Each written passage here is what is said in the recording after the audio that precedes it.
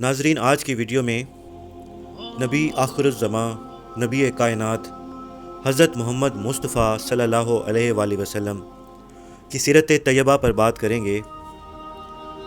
شورۂ آفاق تصنیف الشافی حقوق المصطفیٰ، اس کے مطابق حضرت صلی اللہ علیہ وآلہ وسلم خندہ روح، مل نثار اور اکثر خاموش رہنے والے اور بکثرت ذکر کرنے والے، لغویات سے دور اور بیہودہ پن سے نفرت کرنے والے، بہترین رائے اور اعلیٰ ترین عقل والے تھے۔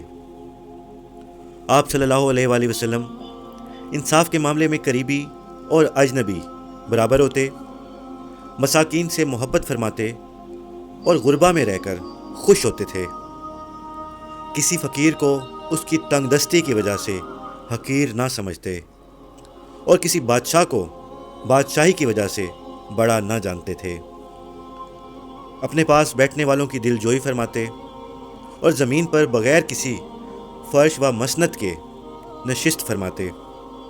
اب اپنے جوتے ہمیشہ خود ٹانک لیتے اور اپنے کپڑوں کو خود پیوند لگاتے اور کافروں سے بھی خندہ پیشانی سے ملتے تھے۔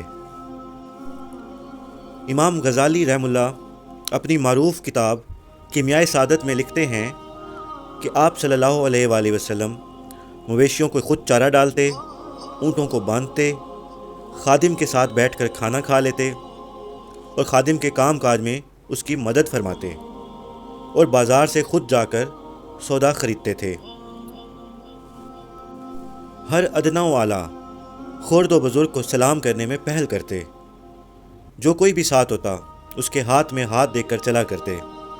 آقا ہو یا غلام، حبشی ہو یا ترکی، کبھی کسی میں فرق نہ کرتے ہیں۔ چاہے جیسا بھی کوئی حقیر شخص آپ کو دعوت دیتا، فوری قبول فرما لیتے۔ جو کچھ کھانا سامنے رکھ دیا جاتا اسے برغبت کھا لیتے۔ رات کے کھانے سے صبح کے لیے اور صبح کے کھانے سے رات کے لیے بچا کے نہ رکھتے۔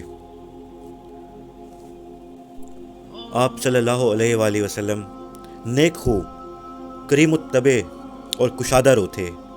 چہرے پر ہمیشہ مسکراہٹ رہتی اور ہر ایک پر رحم فرماتے، کسی سے کچھ بھی طمع نہ رکھتے اور آپ کا سر مبارک ہمیشہ جھکا کر رکھتے صلی اللہ علیہ وآلہ وسلم۔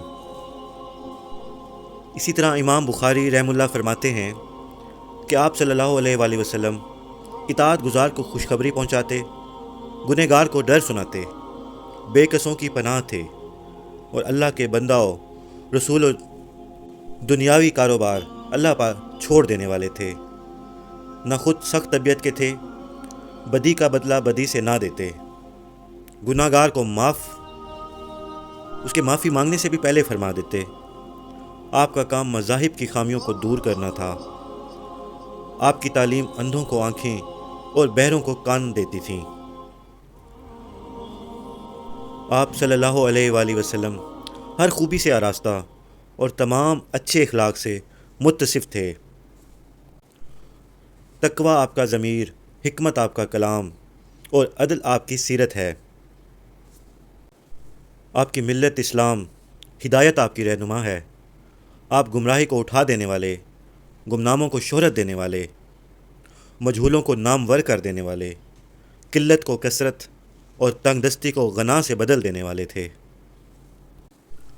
الحاصل آپ صلی اللہ علیہ وآلہ وسلم کے اخلاق حسنہ کا بیان ایک ناپیدا کنار سمندر ہے اور ان کی صرف ایک جھلک ہی دکھائی جا سکتی ہے۔ واللہ عالم بالصواب۔ ربنا تقبل منا انکا انت السمیع العلیم۔